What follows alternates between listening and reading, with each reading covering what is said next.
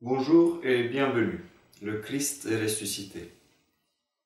Nous nous retrouvons aujourd'hui pour ce deuxième cours dédié à la méthodologie de la recherche en théologie.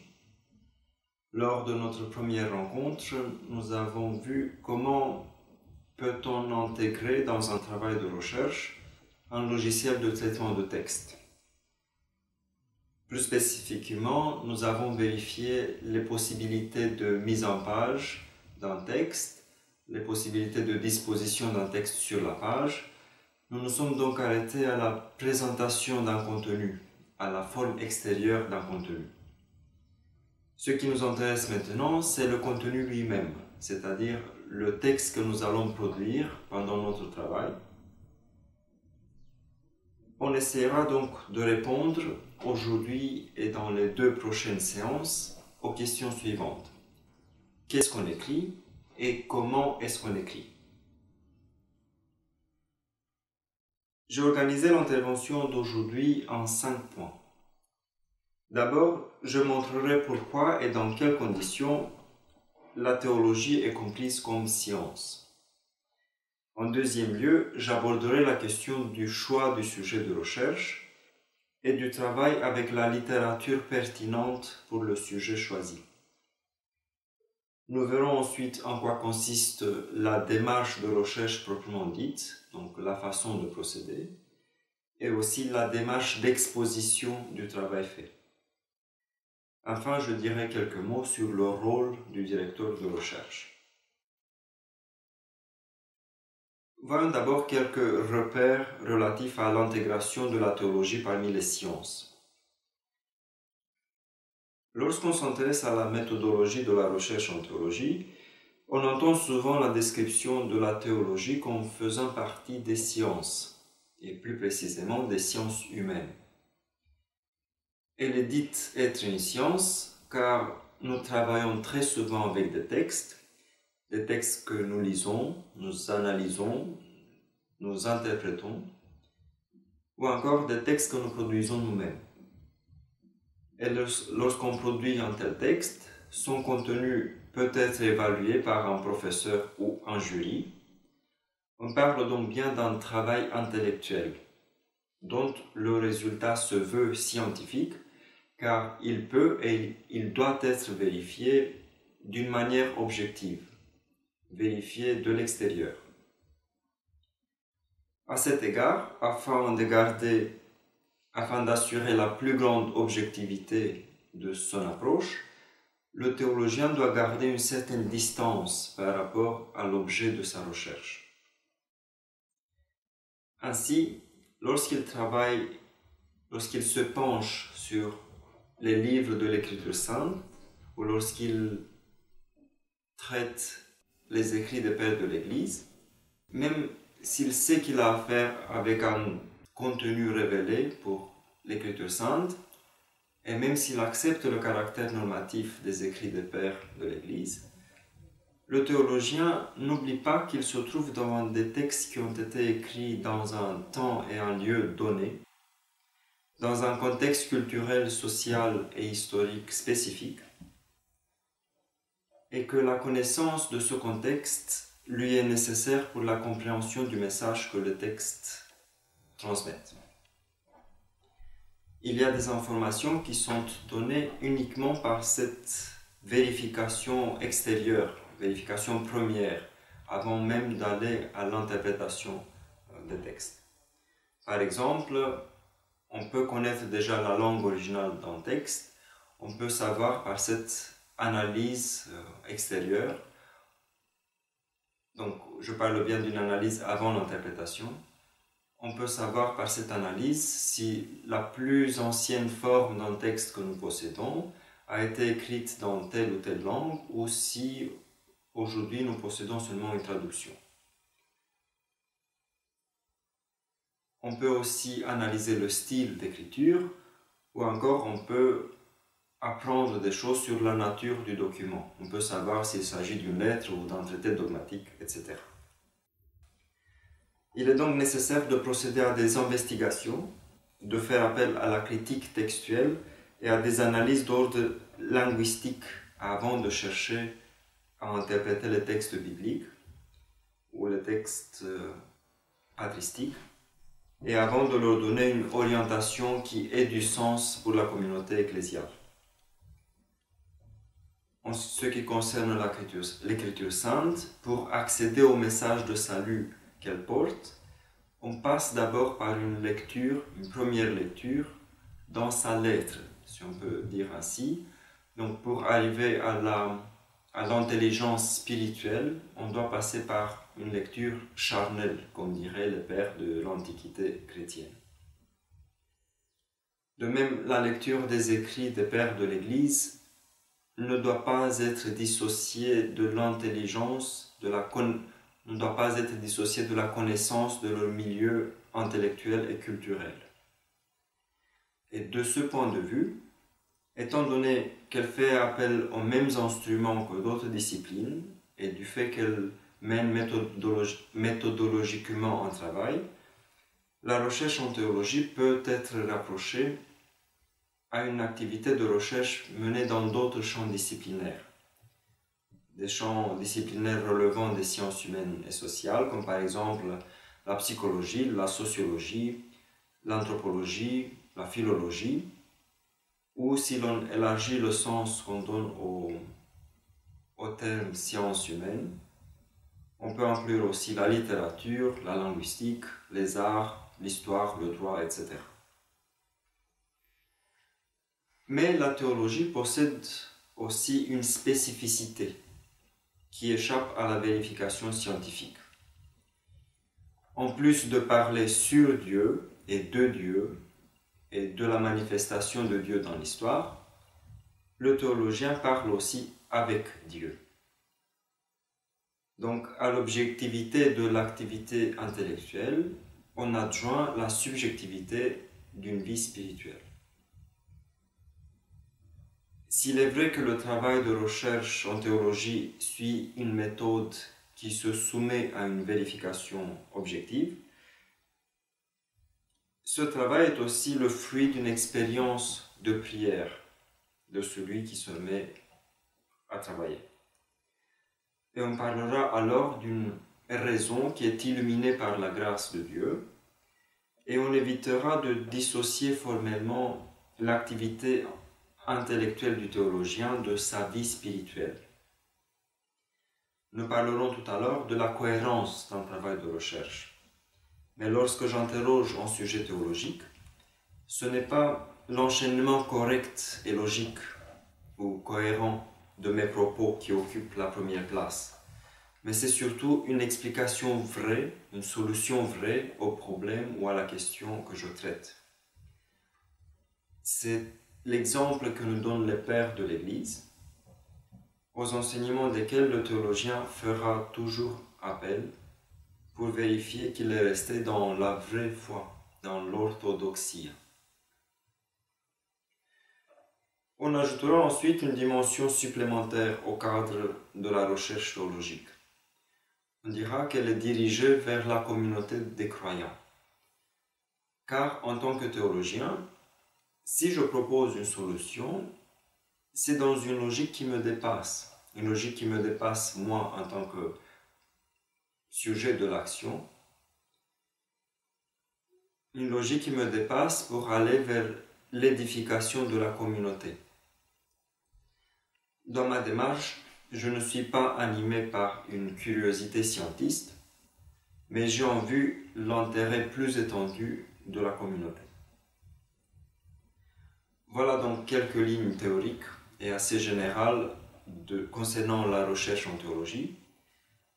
Donc, il s'agit d'un travail scientifique présenté avec de la cohérence, mais sans qu'il soit dissocié de la prière, et toujours dans une action de quête de la vérité. Vérité avec V majuscule. Ce lien avec la vérité m'oriente à chercher l'autorité des pères en tant que ceux qui ont expérimenté cette vérité. Et aussi, ce lien me fait me diriger vers la communauté ecclésiale dont je fais partie. Voyons maintenant qu'en est-il du choix du sujet de recherche en deuxième point.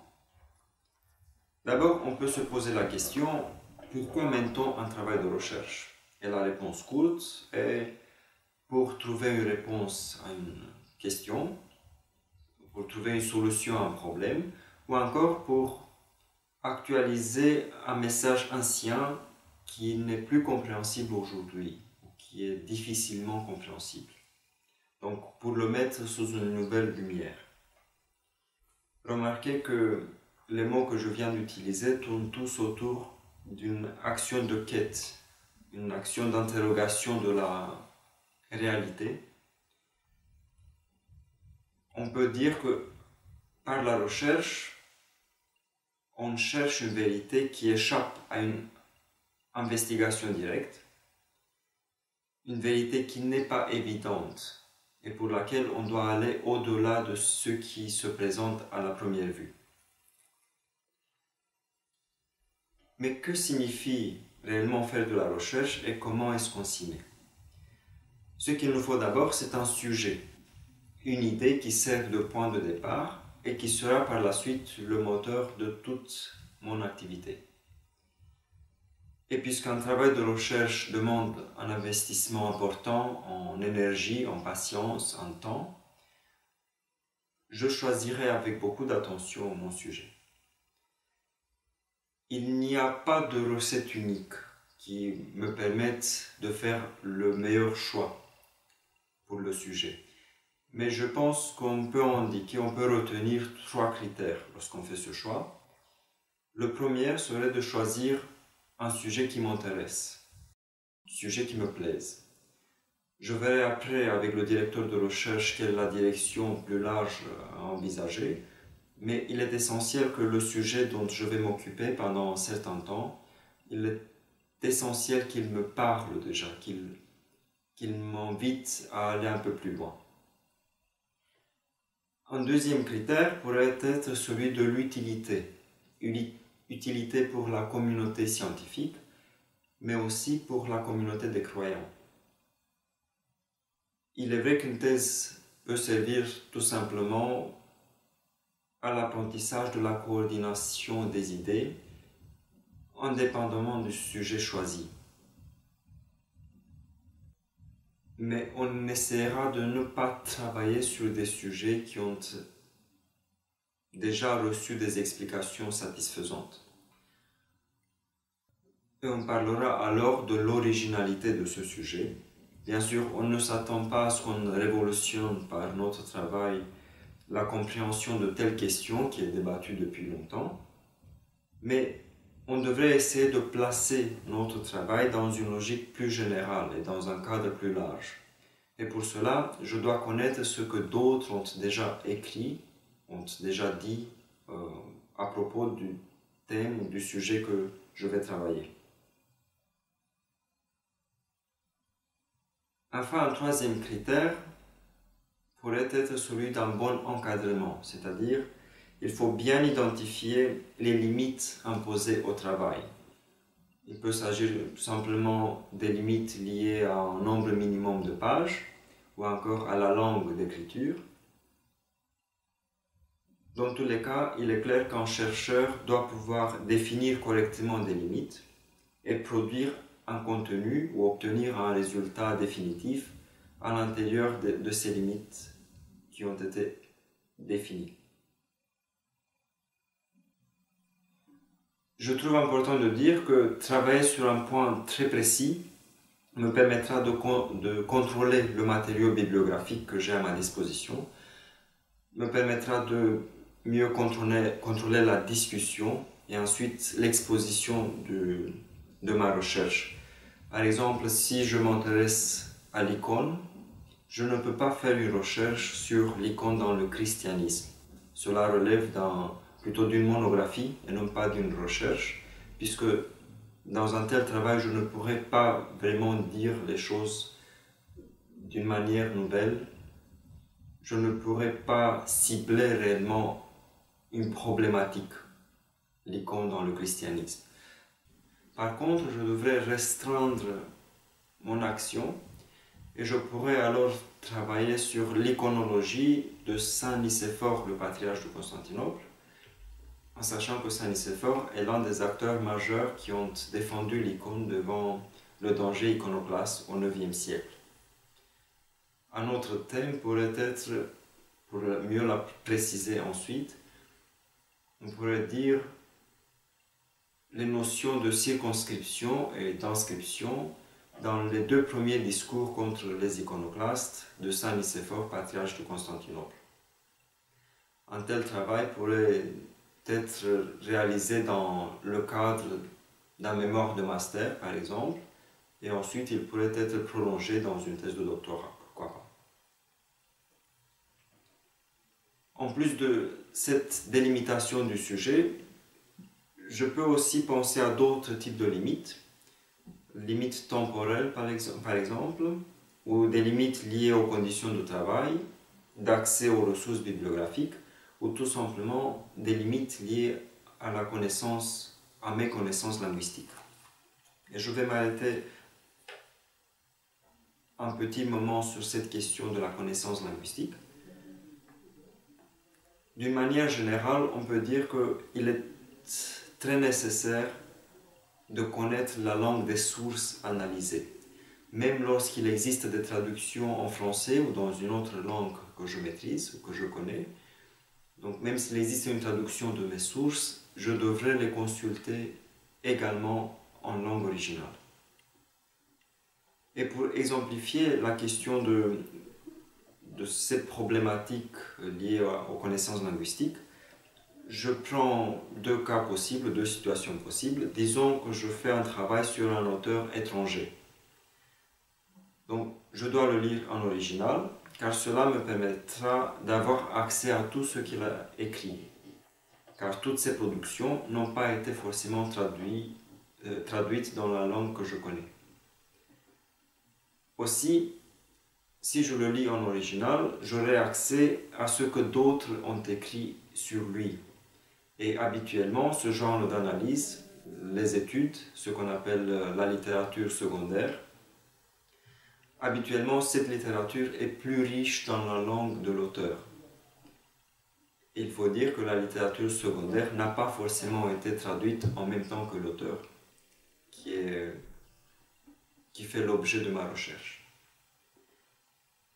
Un autre cas possible serait de travailler sur un tel sujet, donc non pas sur un auteur mais sur un sujet. Il peut arriver que je doive connaître la langue dans laquelle il existe le plus de textes. Et l'exemple qu'on vous donne le plus souvent, c'est celui de Nietzsche, qui a écrit en allemand, mais les plus intéressantes réévaluations de son travail existent en français. Donc ici, la connaissance de l'allemand ne m'est pas suffisante. Il faudrait que je connaisse aussi le français. Donc dans cette perspective, je peux dire qu'il est plus prudent et plus judicieux, lorsqu'on choisit un sujet, de ne pas le choisir si le travail implique l'apprentissage d'une langue que je ne connais pas ou l'apprentissage d'une langue que je ne veux pas apprendre. Nous verrons que les difficultés linguistiques peuvent être identifiées assez rapidement dans le travail sur la bibliographie, auquel j'arrive tout de suite. Donc, pour reprendre ce que je viens de dire sur le choix du sujet, ce sujet devrait me plaire, devrait m'intéresser, il devrait être utile et surtout il devrait être traité dans certaines limites et dans des conditions bien définies. J'arrive ainsi à mon troisième point, qui est la question de comment identifier la littérature pertinente pour le sujet choisi et comment organiser cette littérature.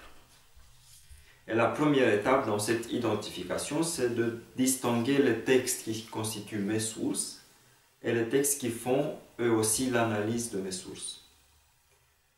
Nous parlerons alors de sources principales et d'études critiques.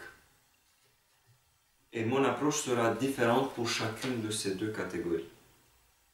Donc je reviens à ce que j'ai dit lorsque j'ai évoqué les difficultés d'ordre linguistique. On doit lire les sources en langue originale. Aussi, je ferai attention au travail avec les sources et je ne citerai pas les sources à partir des études qui leur ont été dédiées. Je ferai en sorte d'avoir devant mes yeux une version qui me propose un texte sûr de mon auteur ou du sujet que je traite. Pour la théologie, des textes qui constituent souvent des sources sur lesquelles on travaille sont les écrits de pères de l'Église ou des actes de synode écuménique, par exemple. Et ce genre de textes sont souvent regroupés dans des collections. C'est dans les collections qu'on va trouver les meilleures versions de ces textes. Et l'exemple peut-être le plus connu d'une telle collection, c'est la patrologie de l'éditeur Jean-Paul Migne, parue au XIXe siècle. Cette patrologie comprend deux sections, la patrologia greca pour les textes des pères grecs et la patrologia latina pour les textes des pères et des auteurs latins. D'autres exemples de collection sont les sources chrétiennes ou encore les Acta Conciliorum Ecumenicorum. Il faut dire également que toutes les versions d'un texte ne sont pas dignes de confiance. Et lorsqu'on cherche un texte qui fait partie des sources, de nos sources, on doit travailler sur une forme qui soit la plus proche de la forme initiale, sans distorsion et sans ajout ultérieur. Une telle version de texte, c'est ce qu'on appelle une édition critique. Et des collections modernes s'efforcent à établir, grâce à un travail minutieux de critique textuelle sur les manuscrits, une forme sûre et correcte des anciens textes. Je pense notamment à des collections comme Corpus Christianorum, avec les deux séries, Series Greca et Series Latina, et aussi à Die Griechische Christliche Schriftsteller, la collection allemande.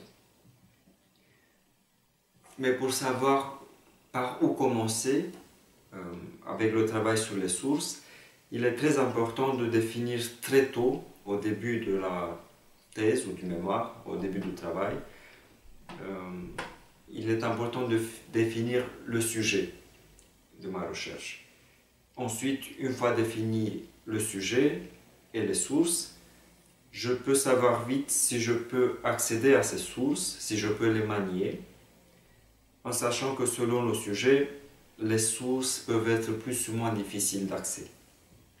Et cela est valable, donc cette difficulté d'accès est valable pour un auteur ancien ou pour un auteur contemporain, donc pour un père de l'Église ou aussi pour un théologien de nos jours. À part les sources, d'autres types de textes auxquels nous ferons souvent référence sont les études critiques, ou ce qu'on appelle la littérature secondaire. Cette littérature comprend des livres, des articles, des études, des communications et des colloques sur un tel sujet. Et selon le sujet, cette littérature est plus ou moins riche, plus ou moins abondante. Attention toutefois, l'abondance d'une littérature secondaire ne signifie pas que mon travail sera facilité. Dans ce sens où plus il y a de livres ou de documents qui traitent, qui analysent la même chose que moi, alors j'aurai accès à plus de données, ce qui voudrait dire que je peux avancer plus rapidement. Lorsqu'il y a une littérature secondaire très riche, il y a aussi beaucoup de bruit. C'est ainsi qu'on appelle les documents qui ne nous servent pas vraiment, qui ne sont pas très reliés à mon approche. on peut éventuellement dire qu'en règle générale, on ne doit pas lire toute la bibliographie secondaire, toute la littérature secondaire, mais de cette littérature secondaire, on doit lire tout ce qui compte. Et si je reviens à mon exemple sur un travail sur l'icône, pensez au fait que au sujet de l'icône, on s'exprime depuis le 8e siècle, ce qui fait une littérature énorme. Donc, il est hors de question que je lise tout ce qui a été écrit sur l'icône, et qu'une fois que j'ai bien défini mon sujet, et que j'ai la bibliographie pertinente à mon sujet, je dois ensuite, dans cette bibliographie, identifier les livres, les documents, les articles, les études qui vont m'être de plus grande utilité.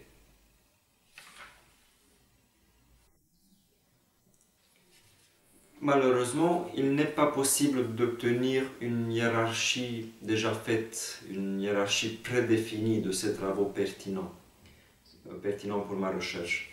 C'est à moi de faire cette hiérarchie. Même avant d'avoir lu la bibliographie, je peux me faire une idée de l'importance de certains travaux. En consultant par exemple la bibliographie qui se trouve à la fin de certaines études. Et en faisant un contrôle croisé des publications et de documents que tous les chercheurs citent. Lorsque je vois que tel titre revient pratiquement dans chaque étude dédiée à une recherche proche de ma recherche, je peux imaginer qu'il s'agit d'une étude importante. Je vais essayer maintenant d'illustrer cette problématique du choix du sujet de recherche et de l'identification de la bibliographie en prenant un exemple de travail concret. Donc, comment est-ce que je fais? Disons que je souhaite faire un travail sur l'apocatastase.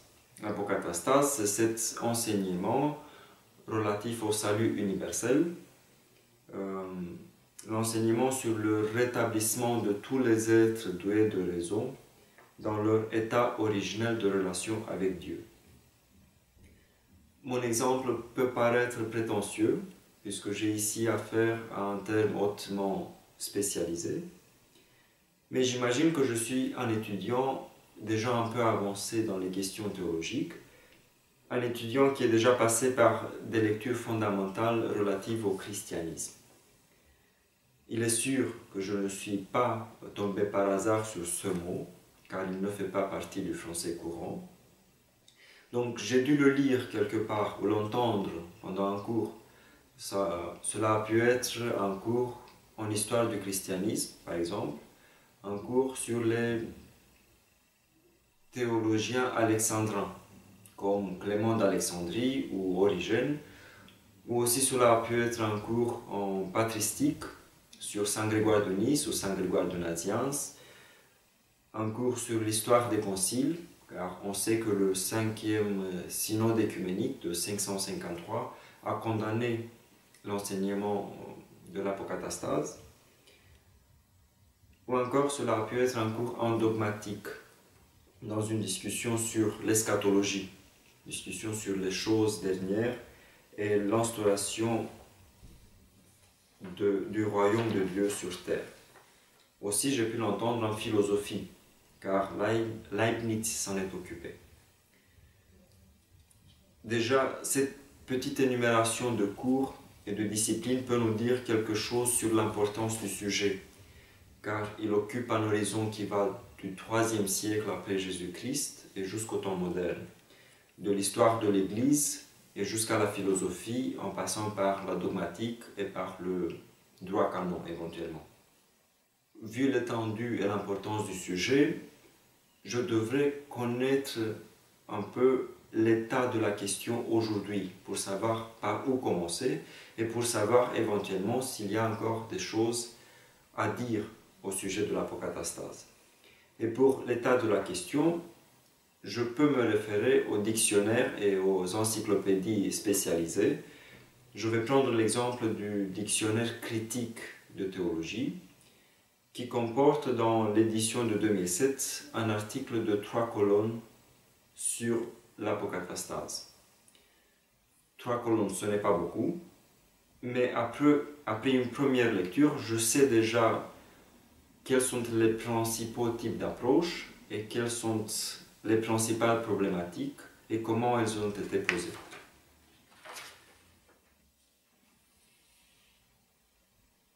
Je peux ensuite consulter d'autres ouvrages similaires au dictionnaire critique de théologie. Et je pense notamment au dictionnaire de spiritualité, même si son contenu est un peu ancien, mais il comprend des articles d'une très grande valeur. Il y a également l'encyclopédie intitulée Theologische Realenzyklopädie, ou encore des dictionnaires comme Religion in Geschichte und Gegenwart et le Lexikon für Theologie und Kirche. Et ces instruments peuvent être utiles même si je ne maîtrise pas la langue allemande, comme c'est le cas des 3 derniers titres que je viens de citer. Donc ils sont en allemand, mais même si je ne connais pas très bien l'allemand, je peux m'en servir car le plus souvent ces instruments donnent des bibliographies et on n'oublie pas qu'en ce moment je suis dans la première phase de mon travail. Je suis en train de chercher la bibliographie et de réaliser mon plan de ma recherche. Donc maintenant je pose les bases de mon travail ultérieur. D'ailleurs, si je vérifie dans la Theologische Realenzyklopädie, je vois qu'il y a une bibliographie très conséquente. D'ailleurs, le sujet, la question de l'apocatastase est amplement traitée. Si je suis intéressé par l'apocatastase ancienne, je trouve 6 pages de texte, dont une page entière de bibliographie. Je note aussi le fait que dans 3 des 4 ressources que j'ai consultées au sujet de l'apocatastase, donc les titres que je viens de vous indiquer, donc dans 3 des 4 de mes sources, il y a un livre qui apparaît, qui est indiqué dans chacune des bibliographies. Il s'agit d'un document de 1969 d'un certain Müller. Donc le titre est Apokatastasis Pandon, une bibliographie. Et dans celui-là, je peux espérer trouver une bibliographie dédiée, comme son titre l'indique, à l'apocatastase. Après consultation, il se trouve qu'il ne s'agit pas d'un vrai livre, mais d'une brochure d'une 40aine de pages, qui est l'essence des titres au sujet de l'apocatastase. Il s'agit des titres en majorité en allemand et aussi des titres très anciens. Je vais revenir à ce titre dans quelques instants. La vérification de la bibliographie me donne également quelques repères fondamentaux. Je vois que parmi les références patristiques, ce sont les noms d'Origène, de Grégoire de Nice et d'Evagre qui reviennent le plus souvent. Et donc si je fais une thèse en patristique ou en histoire du christianisme, ces informations peuvent m'aider à mieux cibler mon sujet. Bien sûr, je dois prendre en compte le fait que l'article du dictionnaire critique de théologie date d'il y a 10 ans. Donc il est possible que depuis d'autres livres, articles ou études aient paru. Et une telle vérification des nouveaux titres sur mon sujet peut être faite dans des catalogues informatisés, comme celui de la Bibliothèque nationale de France, la BNF, ou encore le catalogue intitulé Süddoc, ou le catalogue allemand KVK, le Karlsruhe Virtual Catalog. Ceux-ci sont des instruments qui me permettent de suggérer des titres par mots-clés du sujet. Sur Süddoc, si je fais une interrogation du mot-clé apocatastase, Je trouve des titres que je connaissais déjà grâce à l'article dans le dictionnaire critique de théologie et à l'article dans la Theologische Realenzyklopädie. Mais je trouve aussi un livre de 2013 signé par Ilaria Ramelli et qui n'était pas indiqué dans les premières études. En regardant sur Sudoc, je peux, à partir de l'indication de la maison d'édition, de la collection et du sommaire, que j'ai la chance de trouver sur Sudoc, donc à partir de ces éléments, je peux croire qu'il s'agit d'un ouvrage très sérieux.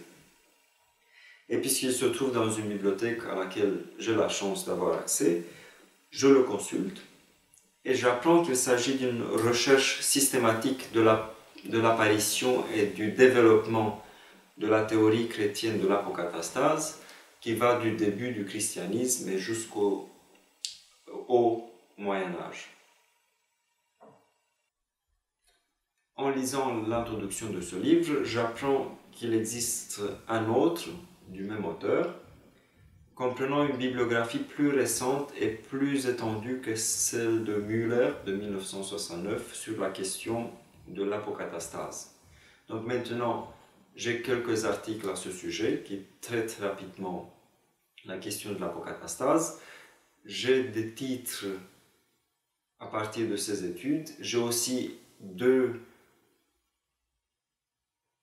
petites publications qui s'occupent de la bibliographie elle-même. Donc j'ai une bonne base pour définir un premier plan, une ébauche de plan de travail avec une bibliographie conséquente. Il sera utile maintenant que je vérifie ce premier choix bibliographique avec le directeur de recherche qui sera me guider vers l'un ou l'autre des documents en priorité. Et il sera éventuellement me dire si je dois faire l'effort de demander tel livre dans une bibliothèque. Vous savez qu'il existe des services de prêt entre bibliothèques. Faites attention à un aspect pratique lorsque vous empruntez un livre par ce service de prêt entre bibliothèques. Certaines bibliothèques ne vous autorisent qu'à une consultation sur place de votre document. Donc assurez-vous d'être suffisamment disponible pour pouvoir profiter de l'envoi et travailler sur le texte en question. Cette partie du travail concerne la réalisation des fiches pour les documents, mais on s'en occupera la prochaine fois. Je note également un aspect concernant la recherche dans les catalogues informatisés que je viens de nommer, donc la BNF, le Sudoc, le KVK. Ces catalogues ne me signaleront pas les articles et les études qui existent dans les revues. Pour trouver les articles et les études, on doit utiliser d'autres catalogues, d'autres bases de données et d'autres moteurs de recherche, comme WorldCat, Atla, EBSCOhost. Nous les aborderons dans le prochain cours également. L'inconvénient de ces outils, c'est qu'ils ne me fournissent pas une hiérarchie. Il n'y a pas de critique des sources qu'ils proposent. Donc je ne peux pas vraiment savoir quels sont les documents qui vont me servir le plus. Voyons maintenant comment, d'un point de vue pratique, on approche le sujet à traiter. Quel cadre puis-je tracer à partir de l'exemple que je viens de donner sur l'apocatastase? Donc quel cadre peut-on tracer pour la recherche proprement dite, pour la façon de procéder? Quelle serait la démarche de recherche, la chaîne de démonstration? Et sans aucune prétention de vous donner une recette infaillible en termes d'activité académique, je peux considérer que la base de ma méthode de recherche devrait être la suivante. En premier lieu, je dois trouver un sujet et définir un titre. Le sujet ne sera peut-être pas très bien défini dès le début, et sa délimitation évoluera au fil du temps, Il peut se préciser de plus en plus en fonction de mes lectures, en fonction de mes échanges avec mon directeur de recherche, ou encore en fonction des éventuelles contraintes ou opportunités qui vont se présenter dans mes conditions de travail. On peut faire un déplacement, je peux déménager par exemple, ce qui va influer beaucoup sur mon travail. Un deuxième moment dans ma méthode de recherche serait l'identification des sources et de la littérature de spécialité pertinente. Je peux pour cela commencer par une base élémentaire. Je peux aller chercher un article de dictionnaire ou encyclopédie ou d'histoire générale. Je peux vérifier les revues de spécialité pour les publications les plus récentes et pour les recensions. Vous savez qu'un certain nombre de revues de spécialité proposent une section dédiée aux recensions des livres publiés récemment. Une telle recension me permet de voir déjà si tel titre va me servir ou pas avant d'essayer de l'acheter ou de le chercher dans une bibliothèque. Je peux également consulter les catalogues informatisés qui proposent des recherches de livres classés par sujet, par mot-clé ou par auteur. Et à partir de là, je peux constituer une bibliographie de base qui me donne le nom de certains auteurs spécialistes de mon sujet. Et c'est maintenant l'occasion pour faire le tri, pour sélectionner et pour hiérarchiser mon matériau bibliographique, pour enlever tout ce bruit dont on parlait tout à l'heure. Une troisième étape dans ma démarche de recherche serait la réalisation d'un plan. Ce plan connaîtra lui aussi une évolution, certes, indépendamment des changements relatifs à une meilleure précision du sujet. Donc je peux avoir défini très bien le sujet, ensuite je fais le plan, le sujet ne va peut-être plus changer, puisqu'il a été bien défini au départ, mais mon plan peut évoluer, il peut connaître plusieurs versions, il peut s'améliorer, il peut changer plusieurs fois. Notez que la construction d'un plan précis et clair, un plan détaillé, est synonyme de progrès notable. Un tel plan, il va guider le rythme de travail, il va guider les lectures, etc. En quatrième lieu, je devrais définir un cadre selon les conventions spécifiques à ma discipline.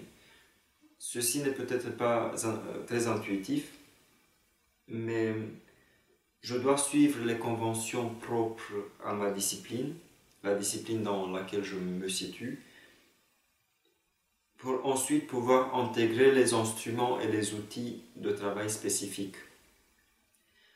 Je pense notamment à la théologie biblique, avec l'Ancien et le Nouveau Testament. Il y a des instruments spécifiques à la théologie historique, à la théologie pratique, qui comprend la théologie de la liturgie, le développement de culte, l'éthique sociale, la catéchèse. Il y a des conventions propres au droit canon, conventions propres à la théologie systématique.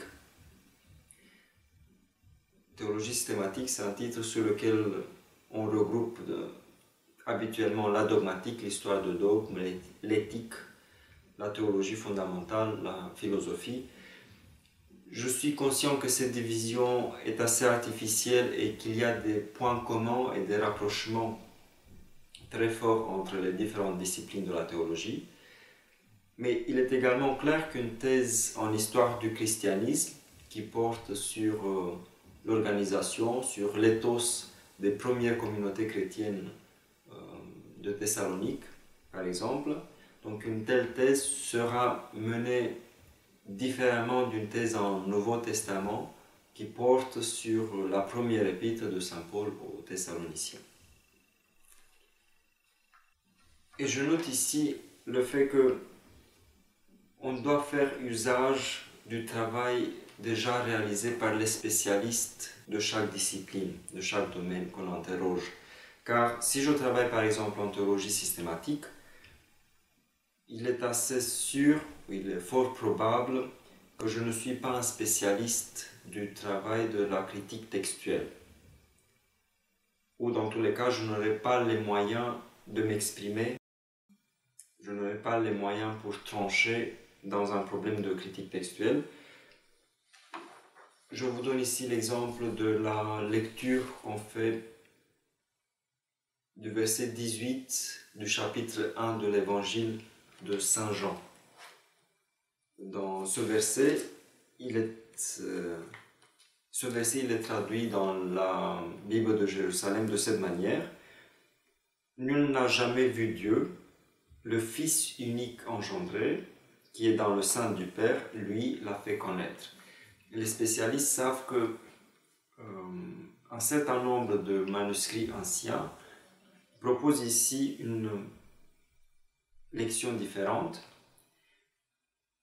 Au lieu de lire le Fils unique engendré, dans certains manuscrits, il est écrit le Dieu unique engendré. Ce qui donne, dans certaines traductions, nul n'a jamais vu Dieu, le Dieu unique engendré, qui est dans le sein du Père, lui l'a fait connaître. C'est pour cela que dans certaines traductions de la Bible, on trouve la version le Fils unique engendré, dans d'autres, la version le Dieu unique engendré. Une telle discussion, si elle ne concerne pas directement mon travail, disons je ne suis pas un spécialiste du Nouveau Testament, une telle discussion ne devait pas faire l'objet ne devait pas apparaître dans mon travail. Sauf si j'estime que une telle précision est importante pour mes lecteurs. Je peux éventuellement indiquer qu'il y a une différence de lecture, de traduction de ce verset. Je peux l'indiquer en note de bas de page. Mais moi, si je suis systématicien ou historien, je ne peux pas trancher et dire dans ma recherche que telle ou telle version est celle qui est correcte. Sauf si je fais un travail sur le prologue de l'évangile de Saint Jean, alors oui, une telle précision serait importante, voire nécessaire. J'arrive à mon 5e point relatif aux étapes de ma recherche. Mon 5e et dernier point, c'est la formulation des hypothèses et leur vérification. Cette partie revient à trouver les bonnes questions à poser. Il s'agit des questions à poser avant le début du travail, pendant le travail, et de vérifier à la fin si on a répondu à ces questions et comment est-ce qu'on y a répondu. Et ces questions, les réponses qu'elles reçoivent, donneront toute la cohérence interne de mon texte.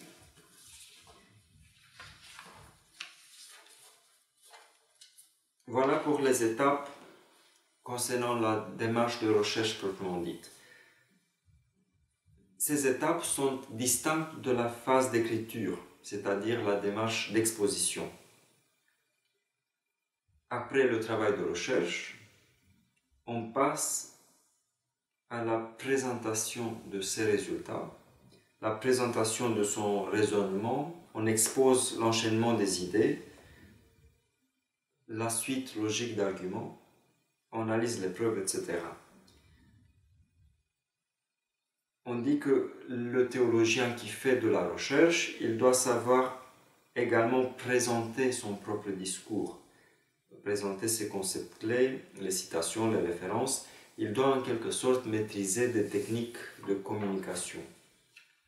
Et cette phase de rédaction, elle est un peu moins soumise à des règles, car il s'agit d'une activité très subjective qui dépend d'un certain nombre d'éléments spécifiques à chacun d'entre nous.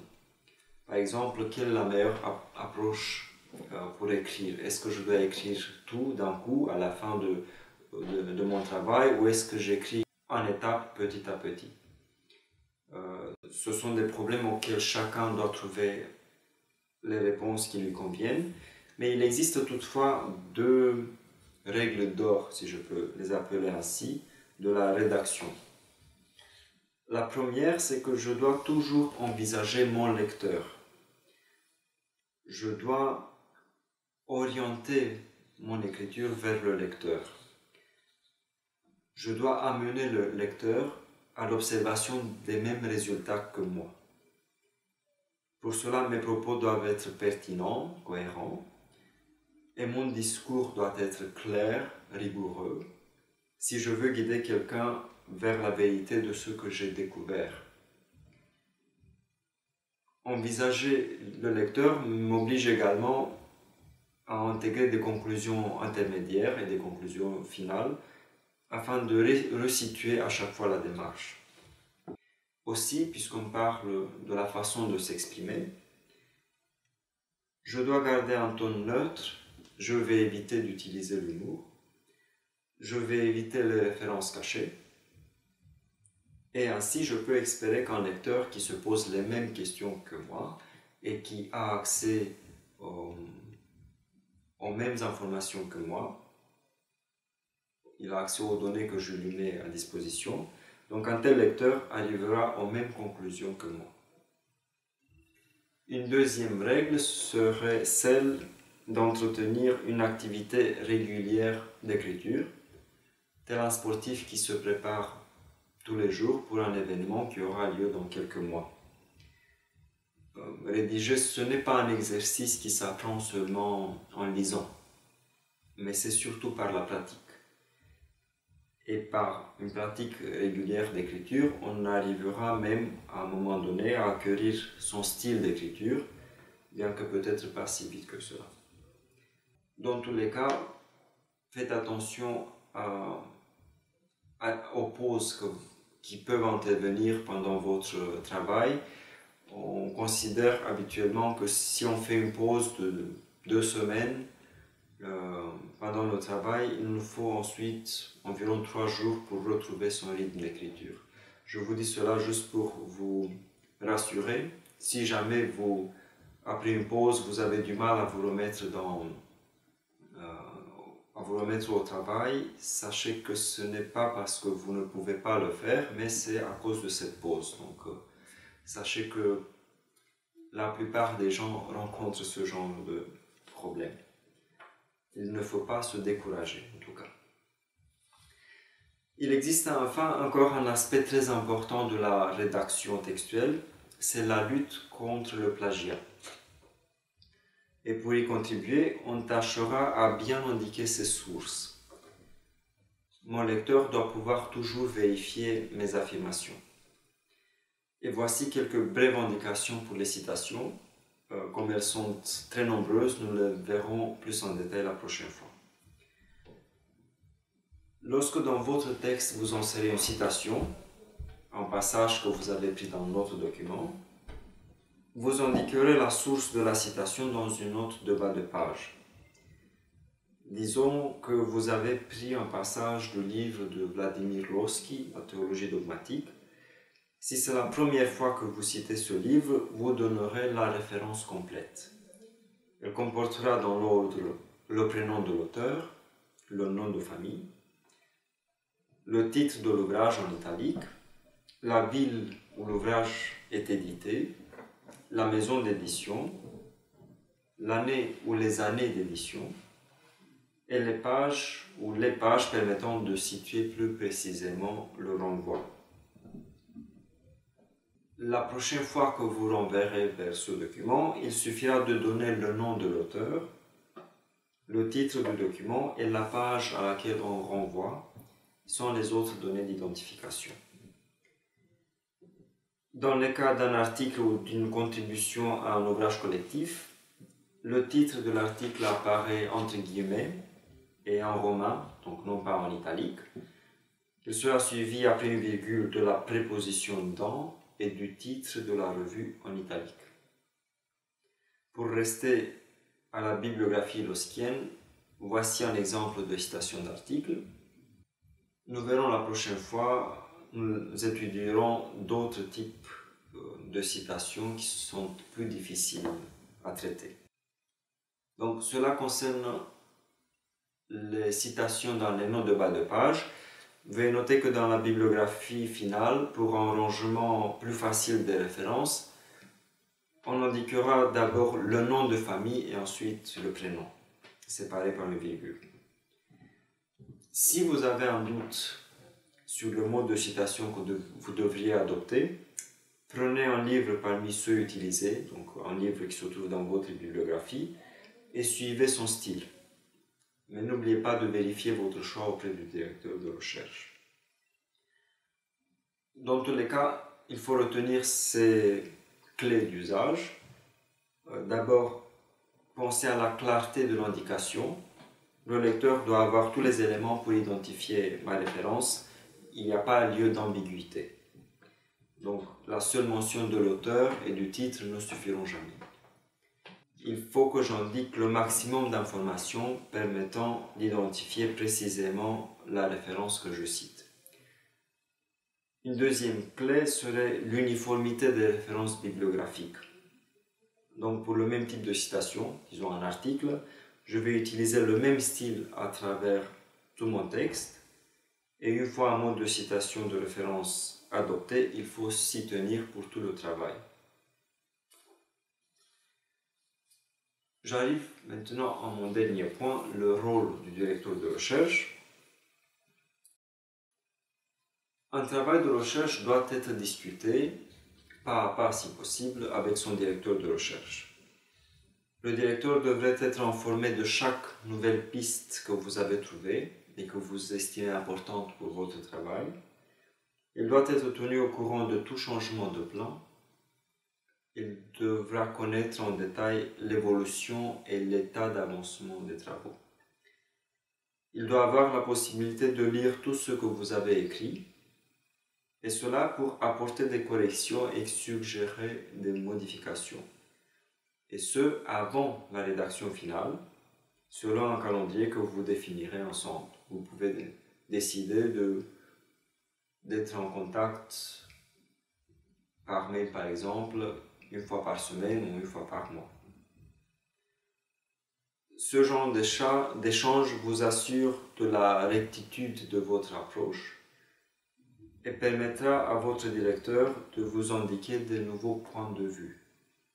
Dans tous les cas, ne lui donnez pas à la dernière minute votre texte, sinon vous ne bénéficierez pas de tout son savoir-faire et de toutes les instructions au sujet de votre activité. Bien évidemment, et cela va sans le dire, le directeur de recherche ne fera pas le travail à votre place. Mais il est le seul compétent à vous orienter lorsque vous vous éloignez du sujet principal, et il peut voir si par le chemin que vous avez pris, vous allez vous investir dans une direction qui, au final, n'apportera pas beaucoup à votre recherche. Aussi, prenez en compte le fait qu'à la fin de la rédaction, votre directeur est votre premier public et il est le mieux placé pour vous donner un avis assez objectif sur la qualité de votre travail, sur ses points faibles, sur ses points forts, sur ses limites, etc. Voilà, pour conclure, je vous donne quelques renvois bibliographiques relatifs à notre discussion. Pour tout ce qui concerne la méthodologie de la recherche, surtout pour les sciences humaines, il faut voir le très bon livre d'Umberto Eco, et toujours actuel livre, intitulé « Comment écrire sa thèse », qui comprend des conseils, même s'ils sont donnés pour les sciences humaines en général, ils sont très facilement transposables à la théologie. Ce livre a été écrit dans les années 70 et il concerne une forme de thèse qui constitue une spécificité italienne, mais on peut toujours l'utiliser. Un exemple d'ouvrage dédié à une méthodologie appliquée en théologie est celui de Éric de Putter, intitulé « La rencontre innocente, méthodologie en Ancien Testament ». Bien qu'il soit orienté vers l'étude de l'Ancien Testament, ce livre propose une première partie plus générale qui peut aider l'étudiant de chaque discipline théologique. Pour une vision plus systématique, mais aussi plus complexe, relative à la problématique de la recherche en théologie, voir les conférences réunies par Éric Gazio dans Perspectives sur la recherche théologique contemporaine, paru en 2005. Une description des méthodes de recherche en général est donnée dans The Routledge Handbook of Research Methods in the Study of Religion, édité par Michael Stausberg et Stephen Engler. Ce livre comprend des textes très détaillés et très précis sur l'étude des religions. C'est l'étude des religions en général et non pas en théologie. Mais il comprend des instructions très pertinentes. Plus spécifiquement pour la théologie orthodoxe, voir l'excellent texte de Vladimir Lossky intitulé Tradition et tradition, tradition au singulier et tradition au pluriel, publié dans Le sens des icônes, livre écrit en collaboration avec Leonid Ouspensky. Il est paru pour la première fois en 1952 et en français en 2003.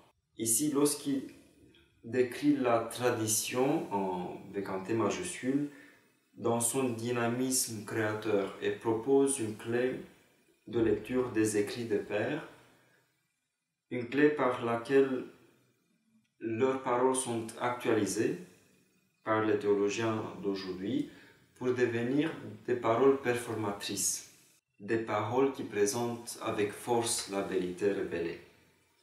Et si ce texte n'est pas relié directement à la méthodologie de la recherche, on peut y trouver une méthode pour approcher les pères de l'Église. Je vous recommande vivement les articles parus dans le premier numéro de l'année 1972 de la Greek Orthodox Theological Review, qui reprend les communications données lors de la première conférence théologique internationale des théologiens orthodoxes d'Amérique, qui a eu lieu en 1970. On y trouve entre autres une présentation de l'état des études bibliques en théologie orthodoxe. Il s'agit de l'état de ces études dans les années 70, n'oublions pas. On voit également quelle est la tâche de la théologie dans le monde contemporain, et je trouve que les propos tenus par les théologiens à ce moment sont toujours actuels. On peut voir aussi quelle est la relation entre la théologie et la liturgie. Enfin, je peux vous proposer les textes du père Georges Florovsky, en particulier les études regroupées dans le premier volume de ses œuvres, volume intitulé Bible Church Tradition, An Eastern Orthodox View. Le père Florovsky nous apprend une méthode qui nous permet de mieux saisir la rencontre entre les textes bibliques, les écrits qui ont analysé ces textes, le contenu des dogmes et des décisions des synodes écuméniques. On peut voir aussi comment se passe le passage du caractère absolu de la révélation à l'historicité de son interprétation. On voit comment comprend le père Florovsky l'appel aux écrits des pères et combien leur l'enseignement des pères est relevant pour les théologiens d'aujourd'hui, à distance de plusieurs siècles. On découvre également l'esprit des pères, c'est-à-dire le caractère existentiel de la théologie patristique. Voilà, je reprends quelques points de repère de ce que je viens de dire. En ce qui concerne la méthodologie de la recherche proprement dite, on doit tout d'abord choisir un sujet qui nous tienne à cœur, mais qui soit également utile et qui puisse être traité dans les délais. On doit procéder à une délimitation très nette du sujet en sachant que les cadres de la recherche évolueront par la suite. On doit penser à définir des cadres méthodologiques clairs et à bien organiser la bibliographie. Et enfin, on devrait considérer la grande portée que peut avoir la collaboration avec son directeur de recherche. Je vais arrêter ici ma présentation pour aujourd'hui. Je vous remercie de votre attention et je vous dis à très bientôt.